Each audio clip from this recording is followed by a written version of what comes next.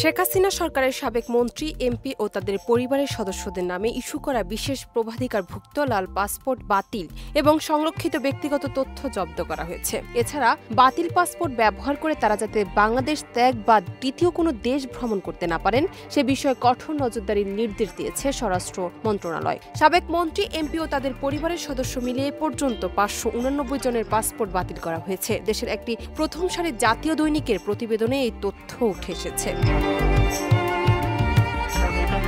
সংশ্লিষ্টরা বলছেন, এই পদক্ষেপের ফলে শেখ হাসিনা সহ ইতিমধ্যে যারা সীমান্ত অতিক্রম করতে সক্ষম হয়েছেন তাদের পক্ষে বিদেশের মাটিতে নির্বিঘ্নে চলাচল করা কঠিন হয়ে পড়বে। এছাড়া হাতে বৈধ পাসপোর্ট বা স্বীকৃত ভ্রমণ দলিল না থাকায় বন্ধ হবে রাজনৈতিক আশ্রয়ের পথ। সূত্র জানায়, সরকার পতনের পরপরই হাসিনার মন্ত্রী, এমপি ছাড়াও 14 দলীয় জোট নেতাদের পাসপোর্টও বাতিল করা হয়েছে। এছাড়া আওয়ামী লীগের আশীর্বাদ পুষ্ট সাবেক সচিব, উচ্চপদস্থ সরকারি কর্মকর্তা, চুক্তিভিত্তিক নিয়োগপ্রাপ্ত বিভিন্ন সংস্থার প্রধান, পদত্যাগকারী ভিসিদের পাসপোর্ট নবায়নে এখন ব্যাপকভাবে কড়াকড়ি আরোপ করা হয়েছে। এদের মধ্যে যারা লাল পাসপোর্ট জমা দিয়ে সাধারণ পাসপোর্টের আবেদন করেছেন তাদের ক্ষেত্রে অন্তত 2টি গোয়েন্দা সংস্থার ছাড়পত্র প্রয়োজন হবে।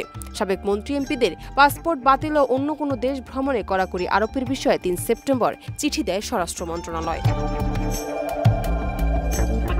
এতে বলা হয়, দ্বাদশ জাতীয় সংসদ বিলুপ্ত হওয়ার উদ্ভূত পরিস্থিতিতে উক্ত সংসদের কূটনৈতিক পাসপোর্টের প্রভাধিকারভুক্ত সাবেক প্রধানমন্ত্রী, মন্ত্রীবর্গ, প্রতিমন্ত্রীবর্গ, উপমন্ত্রী, চিফ হুইপ, সংসদ সদস্য, স্পিকার, ডেপুটি স্পিকার, বিরোধী দলীয় নেতা, উপনেতা, উপদেষ্টা পদমর্যাদার ব্যক্তিবর্গের অনুকূলে ইস্যুকৃত কূটনৈতিক পাসপোর্ট বাতিল করা হয়েছে। উক্ত বাতিল পাসপোর্ট ব্যবহার করে যাতে কেউ বাংলাদেশ থেকে বিদেশ বা বিদেশ থেকে তৃতীয় কোনো দেশে ভ্রমণ করতে না পারেন সে লক্ষ্যে প্রয়োজনীয় ব্যবস্থা গ্রহণের জন্য নির্দেশক্রমে অনুরোধ করা হলো।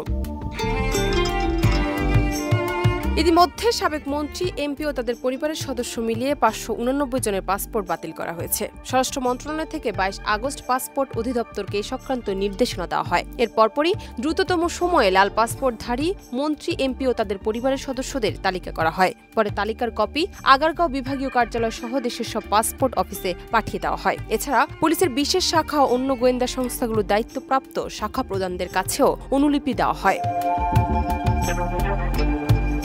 সূত্র জানায়, তালিকাভুক্ত ব্যক্তিদের পাসপোর্ট বাতিলের পর কম্পিউটার সিস্টেমে সংরক্ষিত তাদের ব্যক্তিগত তথ্য জব্দ করা হয়েছে। ফলে এদের মধ্যে কেউ পাসপোর্ট প্রতিস্থাপন বা নবায়নের চেষ্টা করলে আবেদন স্বয়ংক্রিয়ভাবে প্রত্যাখ্যান হচ্ছে। এতে দালাল চক্রের মাধ্যমে বা অন্য কোনোভাবে পেছন দরজা দিয়ে কেউ পাসপোর্ট নেওয়ার চেষ্টা করলে লাভ হবে না। ডেস্ক রিপোর্ট, দেশ রূপান্তর।